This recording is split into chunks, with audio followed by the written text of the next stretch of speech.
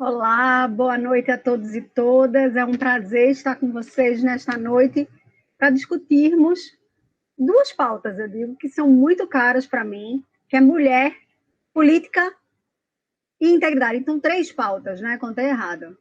Mas vamos lá. E para discutir essas temáticas comigo, na verdade, a intersecção delas, eu vou ter três feras. Comandando essa live comigo vai estar minha querida Mariana Teles, que é a coordenadora temática de compliance da ESA, uma grande parceira. E também estaremos recebendo aqui Raquel Lira, que é a prefeita de Caruaru, e a Priscila Krause, que é nossa deputada estadual. É um prazer receber vocês aqui. Sejam bem-vindas. Boa noite, meninas. Mari, é contigo. Boa noite, Bela. Boa noite, prefeita Raquel. Boa noite, deputada Priscila. Boa noite à ESA, né, Bela, que tem se reinventado aí durante toda essa pandemia.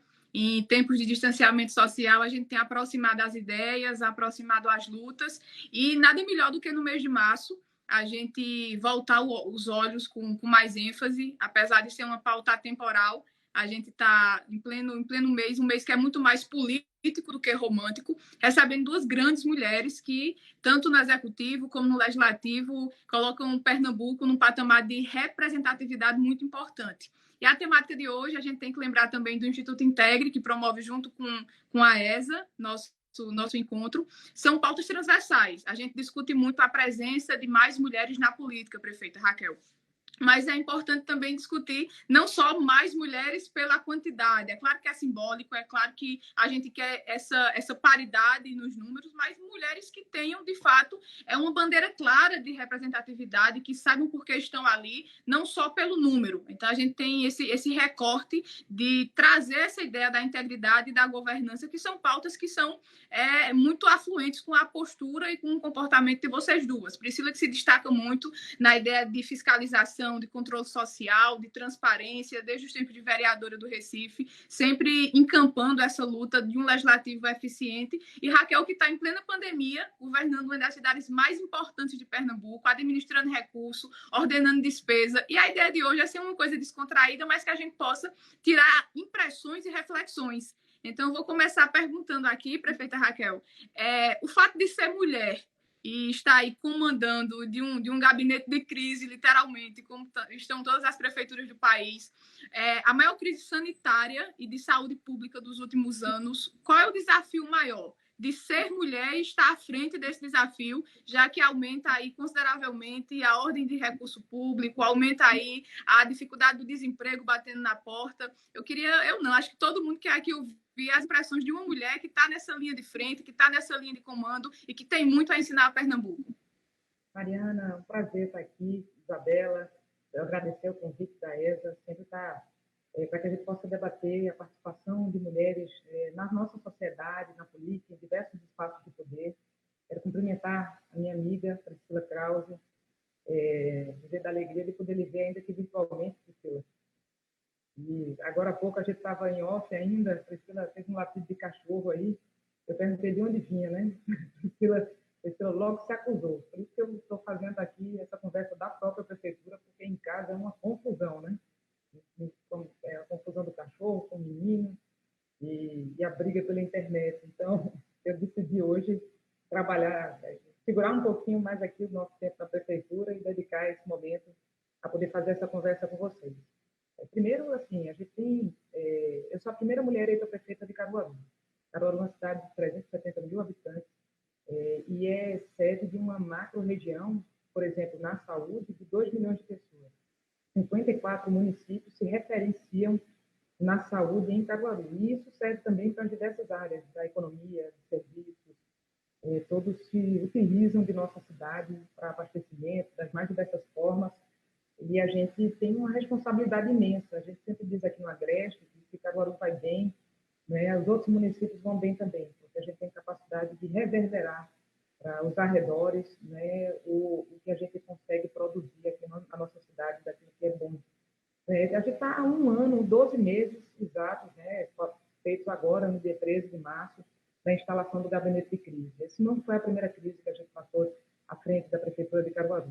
Eu imaginava que a gente tinha passado os piores momentos Ali na transição do governo Dilma para o governo Temer, foi logo que eu assumi a prefeitura, e a gente imaginava naquela época que talvez fosse o momento mais difícil da história contemporânea do nosso país, né, por toda a conjuntura econômica, política e social.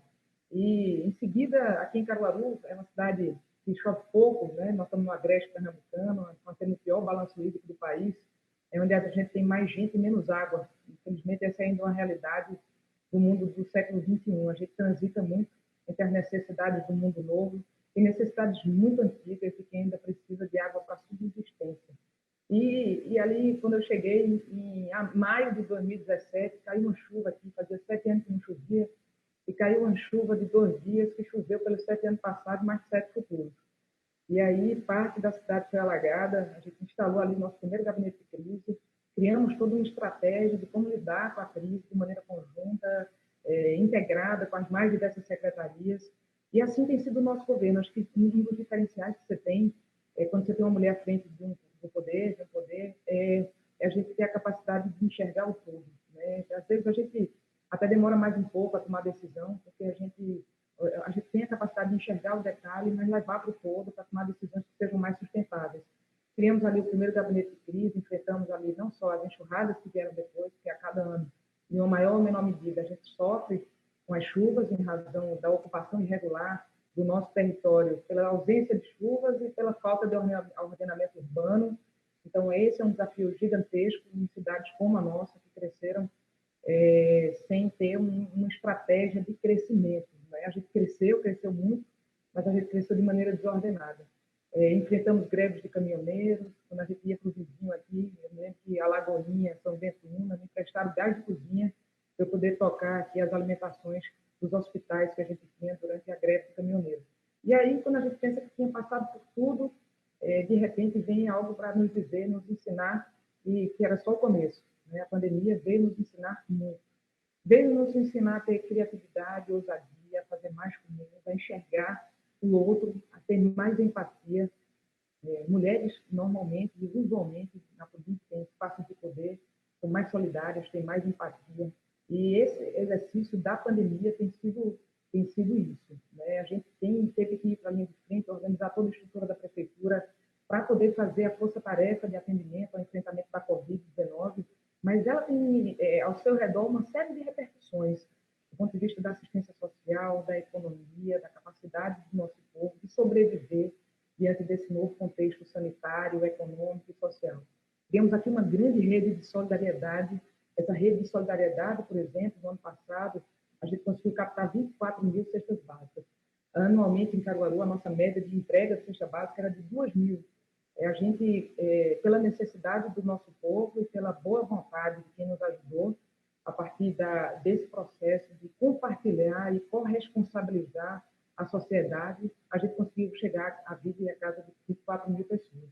Priscila acompanha muito de perto aqui o nosso trabalho, me sinto sempre alguém extremamente solidária, e eu queria contar um pouquinho essa história. A gente se conheceu na Assembleia Legislativa, eu no governo, ela na oposição, e nós conseguimos compreender ali que a gente se conhecia de outras vidas.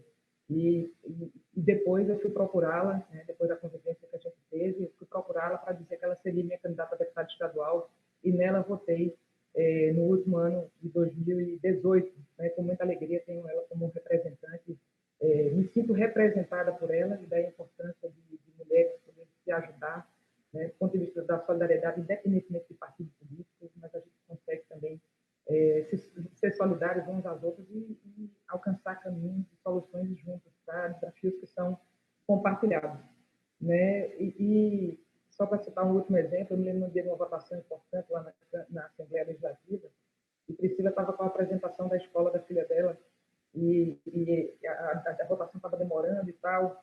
Aí ela disse: Raquel, fica aí, me chama quando começar a votação. Acho que era a votação da mesa diretora. Me chama aí, me avisa que eu volto correndo para poder votar. Ela foi embora lá e a gente ficou monitorando pelo WhatsApp, porque era importante, é importante ela poder estar lá com os filhos dela, ao mesmo tempo que poder cumprir aqui. E eu tenho certeza que ela não vai ter coragem de pedir isso para o homem, né? Dizer assim, toca aí, eu estou na apresentação lá de Helena, e toca aí o telefone quando for para apresentar. E uma particularidade é que ela tem um estojo na bolsa, né? E esse estojo é cheio de lápis de cor e marca-texto, Eu não sei se é danado quando ele marca texto, né? Assim, acaba que a gente fica tão resumido ao WhatsApp hoje, né? No máximo uma canetinha. Quando a gente tem, ela não é porque quando eu estou correndo em qualquer lugar, né? É hora de fazer pintura e desenho. Então, eu acho que isso espelha muito de como a gente consegue se dividir e se multiplicar, né? Sendo mulheres, ocupando espaços de poder, trazendo a nossa visão do mundo para esses espaços de poder, né? Que jamais o que a gente busca não é conflitar com o interesse ou um ponto de vista dos homens, mas é complementá-los. Assim, buscar construir cada vez mais espaços mais democráticos, sociedades mais democráticas. A gente caminhou um pouco, mas a gente ainda tem uma longa caminhada pela frente. Né? Espero a gente, ao longo dessa nossa conversa, poder ir falando um pouquinho sobre esses temas.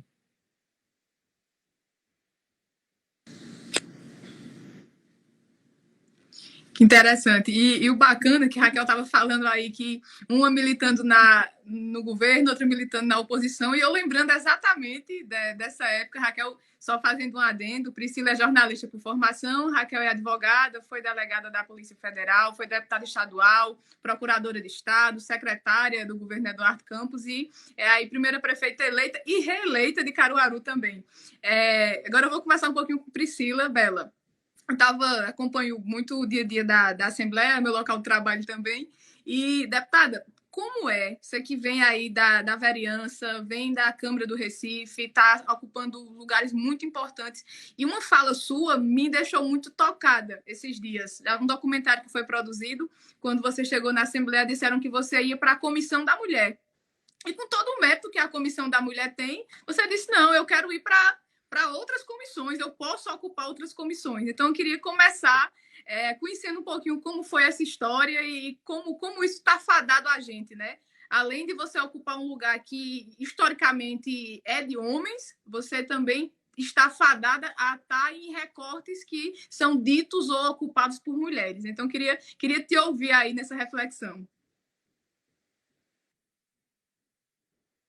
Bom, primeiro eu queria agradecer a Esa o convite, agradecer aí a Isabela, a Mariana, por esse momento, né? Cumprimentar a Raquel, minha amiga, que lembrou aí de alguns fatos que são parte dessa construção, dessa nossa história conjunta, né? E que acho que é a prova de que quando a gente faz política baseada em princípios, tendo como objetivo o bem comum e a coletividade, a gente às vezes até pode divergir um pouco de caminhos, mas a gente tem condições totais e absolutas de construir relações verdadeiras, leais, e a gente não sabe o futuro, o que nos guarda. Então, é muito importante aquilo que a gente planta no decorrer da vida da gente. E eu e Raquel, a gente conseguiu isso, né? Assim, apesar dos embates daqueles momentos, mas permeados de respeito e de uma admiração mútua, né? E que começou aí, só para relembrar essas coincidências, a primeira vez que eu fui candidata a deputada estadual, perdi a eleição, foi em 2010. E aí foi também a primeira vez que Raquel foi candidata. E saiu uma matéria num dos jornais de circulação sobre as mulheres candidatas a deputadas estaduais e mães recentes. Então, eu e Raquel, a gente estava de resguardo, praticamente, quando a campanha de 2010 começou. Então, esse desafio de conciliar essas coisas é um desafio enorme.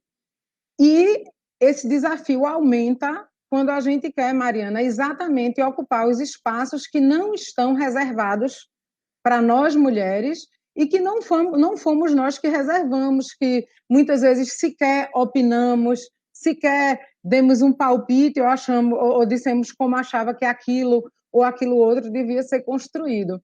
E aí, essa coisa da comissão, ela é muito emblemática. Na Câmara de Vereadores não tinha Comissão de Defesa dos Direitos da Mulher. Houve uma reforma do regimento lá e hoje existe. Mas enquanto eu estava, não tinha. E eu via que na Assembleia tinha, e eu tinha vontade de participar, embora eu não tenha vindo, a minha formação política, ela não é uma formação política de militância feminista. Esse não foi o meu ambiente de formação. Mas eu queria, até porque essa foi uma agenda que eu fui encontrando ao longo do exercício da minha vida pública, era um espaço que eu queria fazer parte dele. Só que aí, quando eu cheguei na Assembleia, tudo na Assembleia é a proporcionalidade que determina, no poder legislativo, na Casa Legislativa, deve ser assim a proporcionalidade, e eu era a única deputada eleita pelo meu partido, e ainda numa encruzilhada política, porque eu fiz uma campanha de independência em relação à chapa majoritária. Eu não apoiei a chapa que o meu partido apoiou, que foi o do governador Paulo Câmara, muito menos a chapa de oposição. Então, eu era, assim, aquilo que não existe num parlamento. Tanto que várias modificações no regimento interno da Casa começaram a acontecer, e a gente está nessa batalha de aprovação exatamente por conta disso, porque quem escreve o deputado para falar é ou o líder do governo ou o líder da oposição. Eu não fazia parte nem da bancada de governo, nem da bancada de oposição. Quem era que ia me escrever? Então, coisas desse tipo. A própria indicação para as comissões é feita a partir dessas duas lideranças. Como é que eu ia negociar isso? Aí eu tive que ir para uma negociação grande, para uma conversa pesada com todos os atores, do presidente aos líderes, inclusive líderes partidários, porque eu ia ocupar o espaço de alguém. Né? Se eu não era da bancada de oposição, eu não tinha espaço na bancada de oposição. Se eu não era da de governo, eu não tinha espaço na bancada de governo. E não se faz legislativo, não se faz parlamento sozinho, sem coletividade. Eu estava sozinha naquele momento. Eu disse, meu Deus do céu, como é que eu vou fazer isso aqui?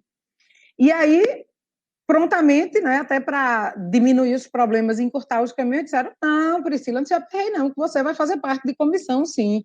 Aí eu disse, certo. Eu disse, você vai fazer parte da Comissão de Defesa dos Direitos da Mulher. E eu disse, não há possibilidade, não quero. Se você não quer, eu disse, não quero fazer parte da Comissão de Defesa dos Direitos da Mulher, eu quero fazer parte da Comissão de Finanças e Orçamento.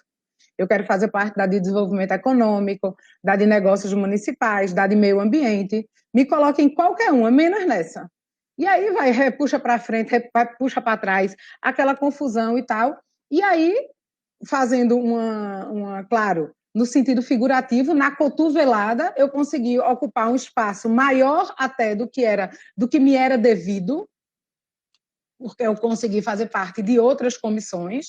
Na de Finanças eu consegui como suplente, mas consegui em outras como titular, como, por exemplo, a de Negócios Municipais, que é uma comissão importantíssima, que as pessoas, às vezes, acham que é uma coisa inócua. Não é, a gente vai discutir daqui a pouco uma coisa que está aí altamente no radar de Raquel, por exemplo, marco regulatório do saneamento básico. Vai ser discutido na Comissão de Negócios Municipais, uma coisa que tem a ver com a qualidade de vida de todo mundo. Então, consegui fazer parte e fui para onde?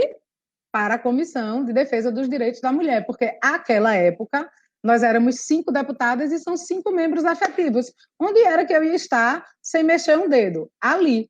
Só que esse conteúdo tinha aquela música, ado, cada um no seu quadrado. Não, que quadrado é esse? Né? Isso é um mito, que tem assunto de mulher e assunto de homem. Colocaram isso na nossa cabeça, isso faz parte de uma formação dentro do ambiente político.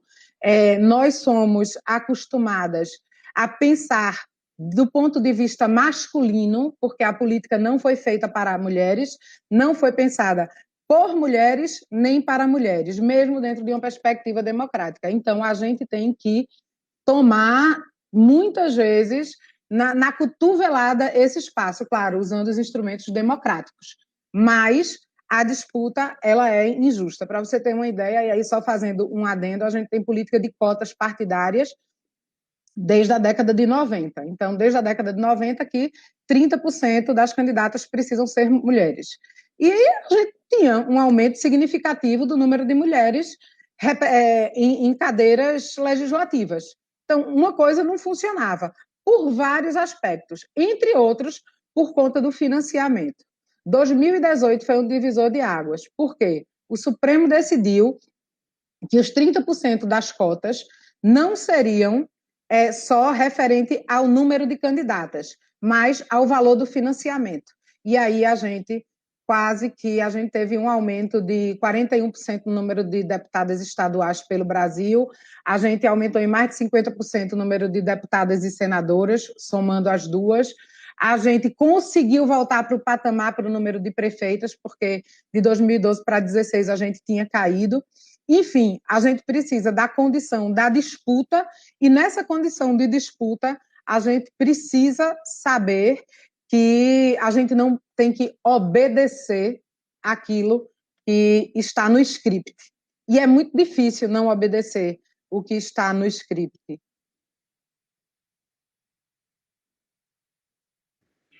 Priscila, é sempre um prazer te ouvir falar. Raquel também. E é interessante como um programa desse, com mulheres fortes, a gente vai vendo como mulher sabe apoiar mulher e sabe pensar no todo. E você disse uma coisa interessante, Priscila. Eu fui encontrando esta pauta feminista. Ela não era uma pauta que fazia parte do meu dia a dia. E eu acho que isso é uma realidade para muitas de nós. Para mim foi assim. Mas eu brinco que eu não fui encontrando, não. Eu fui encontrada por ela. Ela bateu na minha porta algumas vezes e um belo dia eu deixei ela entrar e vi que era necessário, né? Porque Marina perguntou, era um lugar que historicamente não era ocupado por mulheres. Mas qual é o lugar que historicamente é ocupado por nós mulheres? Essa é uma pergunta de base, né? Nós fomos criadas para estarmos na economia do cuidado, para estarmos dentro de casa, para estarmos nas cozinhas, para estarmos à frente dos nossos filhos, dando suporte aos nossos maridos. E aí, quando a gente vai e ocupa um espaço botando o nosso rosto, a gente sabe que a gente sofre um tipo de violência, de dificuldade muito diferente que os homens sofrem. Exatamente porque esse jogo foi feito todo por eles, todo pensado para eles. E aí, Raquel, eu queria te ouvir um pouco falando nisso, porque essa pauta ela é muito importante e quando a gente vai fortalecendo isso, na verdade, ninguém aqui quer estar acima de ninguém, ninguém aqui quer ser melhor do que ninguém, mas a gente reconhece que representatividade importa e que o nosso olhar importa, nosso olhar é diferente. Isabela, nos últimos 10 anos, eu sou servidora pública, sou um pouco mais nova que a Priscila, e sou servidora pública ali em torno dos 20 anos, há mais ou menos 20 anos.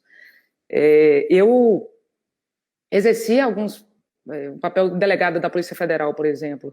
A gente consegue passar nos concursos, né? Nós disputamos em pé de igualdade, a gente ocupa espaço, mas você veja uma coisa curiosa.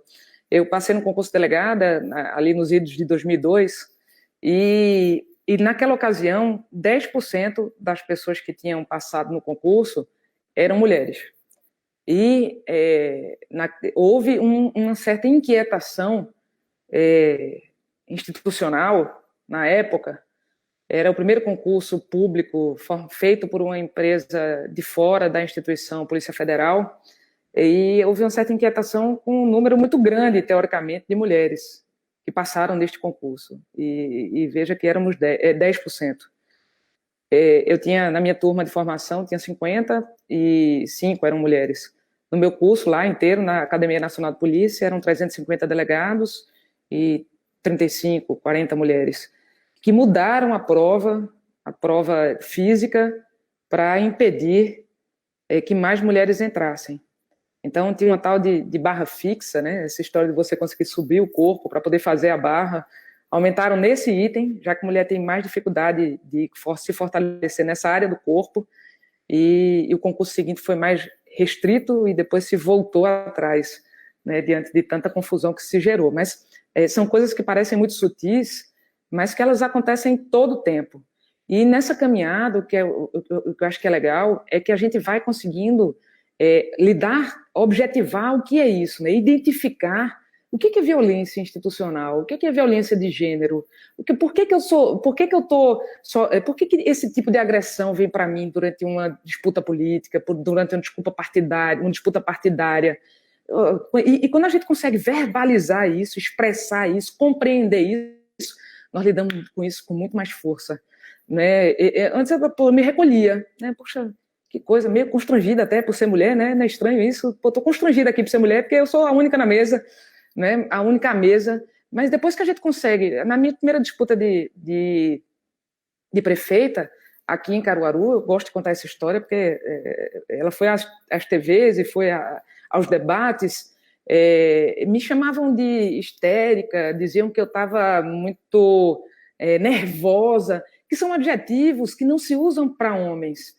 Né? Na disputa política com homens, se discute, pô, será que o homem vai fazer isso, o homem vai fazer aquilo? Mas comigo, disseram que quem ia mandar na prefeitura era meu pai, então colocaram em xeque a minha capacidade, minha autonomia e independência, considerando que meu pai vinha da política e tinha sido ocupado de cargos relevantes, de prefeito, vice-governador, governador. A Raquel vai assumir, mas não é ela que é prefeita. Quem vai ser... Chegou um momento num debate que eu disse, olha, estou considerando isso aí tudo, mas esse papo aí você tem com meu pai, eu quero conversar com você, Raquel, a disputa é comigo, não é com meu pai. Né? E eu reverencio a tudo que meu pai representou e me ensinou, mas a disputa era comigo, e eles tentam sempre diminuir o nosso tamanho, infantilizar, levar para um lugar menor, porque somos mulheres. Disseram até que eu estava grávida, eu engordei muito durante a campanha, e aí começou a surgir o boato de que eu estava grávida, e que eu, considerando que eu estava grávida, quem iria assumir o mandato logo no começo não seria eu, e sim o vice-prefeito. Eu disse, olha, gente, tá grávida para mim seria uma bênção, né? Eu tenho 2 filhos, mas não estou grávida, eu engordei. Eu tive que dizer isso em rádio, eu tive que começar a falar sobre isso, porque o que tentam lhe diminuir é pela sua circunstância de ser mulher, lhe iria diminuir a sua capacidade de decisão, ou de ser mãe, a sua capacidade de ação. Então, ao longo dessa caminhada, perceber e falar sobre isso nos fortalece. Né? Quando eu cheguei à prefeitura, começaram a utilizar um adjetivo comigo, me chamando de fraquinha. Eu disse, olha, me julgue pelos meus atos, né? Diga que o meu governo não é bom, diga que eu estou falhando na educação ou na saúde, mas não me chame de fraquinha, né? Porque isso é machista. E conseguir falar sobre isso é transpor inúmeras barreiras, porque no começo a gente tende, pelo menos eu, e sei que muitas, tendem a se recolher, dizer, pô, será que eu sou fraquinha mesmo? Será que esse adjetivo me cabe? Eu quero ser julgada pelos meus atos, não pelo meu gênero. Né? E nós agimos de maneira diferente. Ah, Raquel não sabe fazer política. Não, eu faço política de um jeito diferente. Mulheres usam fazer política de um jeito diferente, e isso incomoda pra caramba, porque nós somos mais transparentes, porque nós falamos na real, né? Sem usar tanto subterfúgio, sem dizer o que não quer dizer, ou não dizer o que quer dizer. Né? Parece que na política tem que ter uma aura assim, de mistério, de falta de verdade, que no mundo do século XXI não cabe mais, gente. Então, assim, que o jeito de fazer política por mulheres consiga contaminar mais o jeito de homens fazer política, para que a gente tenha mais verdade, para que a gente tenha mais transparência, mais objetividade, né? Porque, afinal de contas, os desafios são tão grandes no século XXI. Você imagina que eu estou numa cidade de 380 mil habitantes em que falta água. Falta água, mas não falta água um dia, não. Falta água. Quando eu falo em São Paulo, como é que falta água aqui? A turma não acredita. Dizer que passa um dia com água na época de seca, 30 dias sem água, que a gente recebe água 5 vezes por mês. Isso parece inimaginável, mas isso é nossa realidade. Então é sobre isso que a gente tem que falar. Falta água, falta saneamento, falta educação. A gente precisa falar sobre temas objetivos que tratam da vida das pessoas e não sobre como as pessoas se mantêm no poder. E acho que a mulher faz isso com mais maestria. Eu podia já, assim, inverter antes de vocês dois falarem. Eu acho que essa questão que Raquel coloca, e assim, eu tenho essa admiração muito grande, e é por isso que eu tenho muito, muito orgulho, muita honra e uma responsabilidade enorme pelo fato de ter sido votada por Raquel e por uma parcela muito significativa da população de Caruaru, é que não é, se já não é fácil você estar à frente de um executivo na política brasileira, de qualquer forma que você queira fazer e trabalhar de maneira séria, de maneira correta, buscando os caminhos mais difíceis para poder conseguir os objetivos, porque os mais fáceis normalmente podem lhe enjaular no futuro, né? Desde que esse seja um país que ainda preze pela punição, né, que eu achei que começou a ir por esse caminho, e agora, bom, enfim, já não sei mais, que enfrentar isso tudo, né, toda essa realidade que Raquel desenha, num ambiente onde aí você é colocada em xeque por absolutamente tudo, porque quando diz, ela está grávida e ela tem que dizer, não, é porque eu engordei, alguém vai dizer, lá vai a gorda, né? Ou então questionar a capacidade de administrar a cidade porque faz ou não a feira, porque a feira é obrigação da mulher fazer, quando na verdade quem se preza em construir uma sociedade hoje pactua e repactua. A gente consegue estar aqui, nós quatro, nós conseguimos estar aqui hoje, porque em algum momento do dia, da semana, a gente pactuou e a gente repactuou, e a gente pactuou o tempo inteiro com quem está no nosso entorno, com o marido, com o pai, com mãe, com filho, com irmão, com irmã, enfim. E é essa forma de pactuar nas mínimas ou de repactuar nas mínimas coisas o papel de cada um é que a gente precisa levar isso para a vida pública. Então, como a gente não pode dar um reset, a gente vai ter que fazer com que as pessoas entendam que a gente vive numa repactuação permanente. E é exatamente por conseguir fazer essa repactuação que Raquel dá conta do que ela tem para dar conta. É por isso que ela consegue fazer, por exemplo, por 2 anos seguidos, de Caruaru, a cidade entre as cidades com mais de 100 mil habitantes, entre as 100 melhores cidades de se fazer negócio. Por quê? Porque ela trata a coisa pública com transparência, com responsabilidade, com estabilidade nas regras e levando em consideração os princípios de uma administração pública, dentre eles a impessoalidade. Porque nós temos essa característica, ela tem essa característica, e o que serve para um tem que servir para todo mundo, dentro de um conceito claro e evidente de equidade. A gente está falando de ambientes de negócios, a gente não está falando de política social. Então, dentro de um conceito de equidade. E é por isso que, no ano de pandemia, com todas essas dificuldades, Caruaru consegue figurar entre as 100 melhores cidades para se fazer negócio no Brasil, num país onde o ambiente de negócio é péssimo, onde a burocracia é péssima, onde você, para abrir e para fechar empresas, você pena, e onde você é criminalizado por gerar emprego, renda, enfim.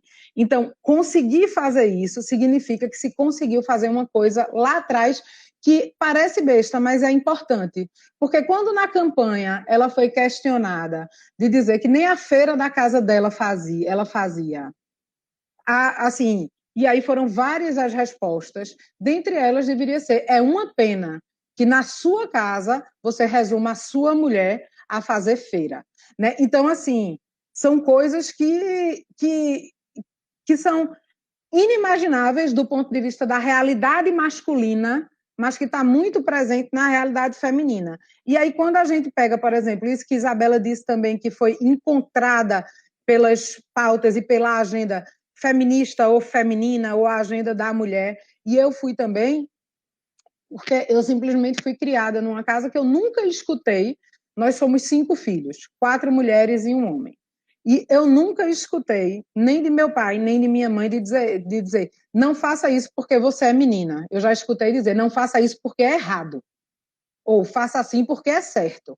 Agora, porque é menina, não fale palavrão porque isso é mala educação. Não fale palavrão porque é feio na boca de uma mulher, não. Não fale palavrão porque é feio. Porque ninguém deve falar. Né? E assim, são essas construções que a gente tem que fazer simultaneamente, porque é aquilo. Infelizmente, não dá para apertar o botão do reset.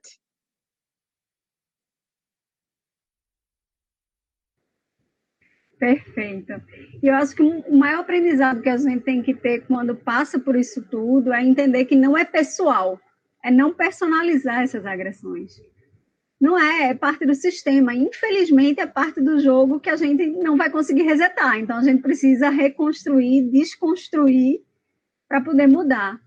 É uma pena, a gente já está super adiantada na hora. Maroca, Vou passar a palavra para você e depois, sucessivamente, para que cada uma possa fazer uma consideração final, pelo menos.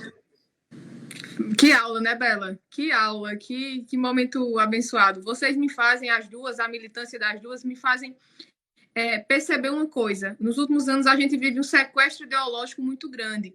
Há uma turma querendo criar aí que discutir pauta de emancipação feminina, de igualdade de gênero, tem que ser adstrita à corrente partidária A, ou corrente partidária B, a ideologia A, a ideologia B. Se cria uma política dos mitos e das lendas que, para você discutir a efetividade de política de cota, você tem que estar protestando na Avenida Paulista, e não é sobre isso, não é só sobre isso, pelo menos. E aí a história, como se chega também, traz uma reflexão muito interessante, porque são militâncias que atestam que você discutir política pública não é pauta de esquerda nem de direita, é pauta da sociedade. É algo que interessa à cidadania, independente da cor da bandeira. Eu acho que a gente foi muito feliz, acho que nessa escolha, enquanto ESA, de trazer duas histórias que reverberam e ressoam exatamente isso. Mas, só fazendo um recorte aqui, eu conversava com Isabela semana atrasada, a gente saindo do almoço, o quanto, quando a gente fala da participação da mulher nos espaços de decisão, o discurso ainda é muito voltado para a política partidária somente. Mas, por exemplo, nós somos em números a maior quantidade de advogadas inscritas na Ordem dos Advogados do Brasil. E nunca elegemos uma mulher presidente do Conselho Federal. No Tribunal de Justiça de Pernambuco, são 52 homens, 52 vagas e apenas uma mulher, doutora Deise, o que gera uma discriminação processual absurda do ponto de partida. Olha quem chegou ali, o Galego. Do ponto de partida. Então, acho que esse momento de fala da gente aqui, Bela que está na academia, Raquel no legislativo, Raquel no executivo, Priscila no legislativo, faz a gente perceber o quanto, em tantos outros espaços, a gente precisa realmente entrar com a cotovelada que Priscila falou, com a cotovelada de dizer, olha, eu vou passar porque eu me criei sabendo que eu poderia passar. Então, para fazer esse recorte aqui, que não é só na política partidária, na política de ordem, a gente precisa rever esses espaços, e a OAB aprovou recentemente a paridade de 50-50, já valendo para as próximas eleições, o que é simbolicamente um passo importante para a gente enquanto categoria, e a gente fica na torcida aí que isso reverbera em outras instituições, porque à medida que uma cidade é melhor para uma mulher viver, é melhor para todo mundo viver. À medida que a gente tem mais proteção, mais segurança, mais vaga em creche, a gente tem mais cidadania. E cidadania é qualidade de vida para homem e mulher. Não existe isso de um direito ser bom para mulher e ser ruim para homem. Se é bom para a sociedade, é bom para todo mundo. E eu vou fazer minhas considerações, Bela, atendendo Raquel, terminar em poesia, já deixando aí para ela e para a Priscila e para você fazer os agradecimentos em nome da ESA, dizer do quanto é bom aprender com mulheres de luta, quanto é bom aprender. Eu sou sertaneja, então quando eu vejo as mulheres falando, eu vejo o quanto a gente, no local de fala do sertão, está ainda mais difícil e mais atrasado. Porque quando eu vejo a trajetória de Priscila e de Raquel, que tiveram a oportunidade dos grandes centros, tiveram as oportunidades mais fáceis do que a mulher sertaneja, eu também volto os olhos para quem vem da minha raiz e o quanto esse debate é importante para elas também. Eu tive o privilégio de ter acesso à educação e ocupar lugares que a educação me permitiu, mas tantas outras mulheres não tiveram, como ainda não têm. A falta de água de Caruaru reflete na qualidade de vida do saneamento de todo mundo, que também é uma política pública de mulher, que interfere, que chega junto da mulher com mais força. A pandemia aí destruiu vários postos formais de emprego e a mulher foi, mais uma vez, a mais atingida. Quando a economia vai mal, que o preço do óleo sobe, que o gás de cozinha sobe, é no nosso bolso que cai primeiro. Nós somos a maior parcela da economia ativa no mercado. E Raquel deveria estar naquela lista que foi bem divulgada pelo Estadão, Valor Econômico, de mulheres à frente da pandemia que conseguiram fazer uma verdadeira gestão de sucesso, como foi na Nova Zelândia. Então, acho que Caruaru poderia figurar com toda certeza, Raquel, naquela lista, do mesmo jeito que o trabalho de Priscila na fiscalização do uso do recurso do Covid para Recife foi muito importante. É um trabalho que é, de fato, da cidadania, porque a gente não pode só cobrar do executivo, a gente também tem que fiscalizar, e esse papel Priscila cumpre com muita correção, independente do viés partidário. Ela tem essa leitura política que é importante para todo mundo. Então, me despeço dizendo: a mulher já rompeu muitas barreiras, mas ainda há imensas a romper. Só com a voz feminina no poder quebraremos, enfim, velhas fronteiras, quando o eco de todas brasileiras se juntar no nascer da mesma voz. Nós iremos romper os últimos nós em defesa da nossa liberdade e, finalmente, o raiar da igualdade vai brilhar, alcançando todas nós. Um beijo grande, Bela, contigo. Raquel, eu vou passar direto porque eu estou emocionada aqui, Raquel.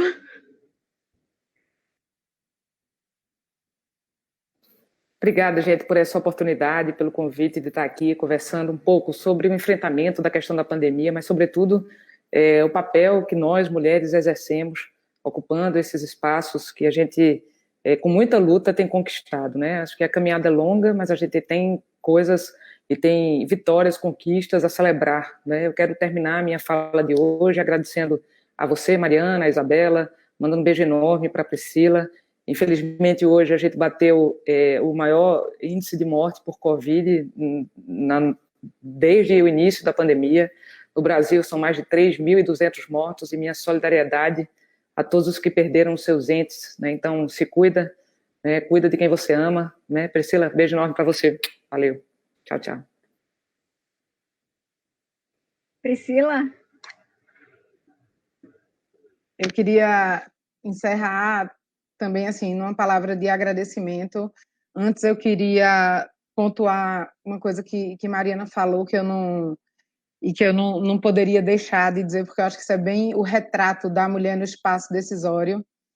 Ou agora foi Isabela, já não me lembro mais, que falou da questão da paridade, inclusive no Conselho Federal de Advocacia, da OAB. A gente falou dos tribunais. A gente tem um avanço muito grande no número de mulheres no judiciário, quando você fala de primeira instância, mas quando você fala das cortes recursais, quando você fala dos tribunais, onde a ocupação do espaço passa por uma decisão política e você afunila, você tem uma presença feminina quase que inexistente, com raríssimas e honrosas exceções em alguns estados. Eu estava fazendo um levantamento numa época dessa e fiquei assustada, porque quando faz a primeira lista, depois vai para a segunda lista, quando chega na lista tríplice, para a hora da canetada, na canetada não entra o gênero feminino. Então, isso é uma coisa que a gente tem realmente que começar a bater nisso para mudar a cara do judiciário, porque muita coisa precisa ser mudada, de fato, em todos os lugares, inclusive no judiciário. Uma coisa que também a gente falou muito e que se falou aqui, que mulher consegue apoiar a mulher, e tem uma palavrinha que está muito na moda. Esse ano eu até escutei falar um pouco menos, talvez pela contaminação do que está acontecendo no país, de radicalização, de deslegitimização, de você deslegitimar o seu adversário, ou seja, você não reconhecer a legitimidade do seu adversário, que é seu adversário, mas é legítimo como você tentar anular ou aniquilar quem pensa diferente. É muito triste. Então, talvez por isso a gente tenha escutado, nesse mês de março, falar menos, pelo menos eu escutei menos, numa palavra que eu gosto muito, que é sororidade, que é exatamente essa capacidade que a gente tem de estar junto uma da outra. Agora, já que essa palavra a gente não escutou muito, eu acho que é porque a gente precisa voltar a escutar que é uma palavra que não se usa muito, mas que a gente devia usar e praticar, que é a alteridade, que é a gente reconhecer o outro e respeitá-lo a partir das suas diferenças. Então, vamos buscar a alteridade, vamos reconhecer o outro como diferente e saber que a gente cresce na diferença. Ninguém desenvolve e evolui olhando para o espelho, olhando para iguais. A gente cresce e evolui olhando para os diferentes, a partir de todas as diferenças de gênero, de raça, de religião. E eu acho que é exatamente na diversidade que a gente tem que buscar o caminho do consenso, da união e da construção de um mundo melhor, porque para ele ser melhor ele tem que ser plural. Ele não precisa ser injusto e desigual, mas ele pode ser plural. Então, eu queria agradecer e levar também, nesse momento, a minha solidariedade a todos aqueles que perderam entes queridos nessa pandemia. E que a gente, antes de entrar no ar, estava falando que estava muito difícil a gente separar o drama pessoal do drama coletivo. Mas era tão bom que, de coração, a gente conseguisse fazer o drama do outro o nosso drama. Porque se a gente conseguir fazer do outro, o drama do outro, o nosso drama, a gente ia estar, com certeza, com menos pessoas morrendo, com menos pessoas precisando ser entubadas, com menos falta de medicamento. A gente ia estar com uma realidade diferente, porque a gente ia estar sentindo a dor do outro. A gente perdeu a capacidade de sentir a dor do outro. Eu acho que essa é a verdade. E a gente só lembra da dor do outro quando ela chega dentro da nossa casa. E ainda assim, viu? E ainda assim. Então, eu queria agradecer muito a vocês e dizer que mulher é assim, e que o que me fortalece é exatamente, e me diferencia, e nos diferencia, é colocar para fora as nossas emoções, porque é o que nos faz ser humanos e poder ter a capacidade de escolher os caminhos. Então, vamos escolher um caminho de união e um caminho que a gente possa juntar pessoas, e pessoas diferentes, porque se for para juntar iguais, fique só se olhando no espelho e enaltecendo o seu lado narcisista. Fique no espelho. Agora, para ir para a rua, para ir para a sociedade, vai se deparar com o diferente, quer queira ou não. Então, já que é assim, vamos aprender com o que é diferente. E aí vai ser melhor para todo mundo, tenho certeza. Obrigada a vocês, meninas. E um beijo bem grande, Raquel. Muito obrigada, Priscila. Muito obrigada, Raquel. Muito obrigada, Mari. Muito obrigada, audiência. A gente teve uma audiência super participativa, mas eu não consegui registrar aqui. Muitos elogios a Raquel, muitos elogios a Priscila pela atuação de vocês, pelo que vocês simbolizam. Porque hoje em dia eu penso nisso, vocês não estão aí mais só por vocês. Vocês estão por cada uma de nós. Vocês estão por cada menina que está em casa e que pode sonhar e alcançar. Me emocionei também, viu, Priscila? Que pode sonhar e estar em qualquer lugar.